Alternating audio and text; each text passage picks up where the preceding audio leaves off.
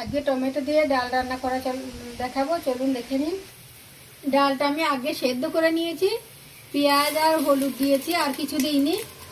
আর পানি তো আছে, পানি না দিলে তো সেদ্ধ হবেই না। এখানে টমেটো কুচনোগুলো ঢেলে দিচ্ছি। টমেটোটা সেদ্ধ হয়ে গেছে, এরকম একটা মুঠুনি দিয়ে টমেটোগুলো আমি ঘেটে দিচ্ছি। রসুন থেতলাটা দিয়ে দিচ্ছি।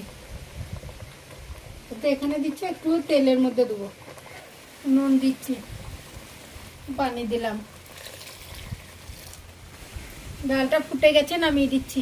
ডালে ফোড়নটা দেওয়ার জন্য প্রথমে একটা হাঁড়ি বসিয়ে দিলাম চুলো। প্রথমে তেল দিলাম, শুকনো লঙ্কা দিলাম দুটো, গোটা জিরে দিলাম, কাঁচা পেঁয়াজ বানানো দিচ্ছি, একটু রসুন থেতলানো ছিল এটা দিলাম, ফোড়নটা দিয়ে দিলাম। এটা ফুটাবো না, এইভাবে ঢাকা দিয়ে নামিয়ে নিচ্ছি। টমেটোর ডাল আমার হয়ে গেল। ভালো লাগলে আপনারা এরকম করে বানাবেন।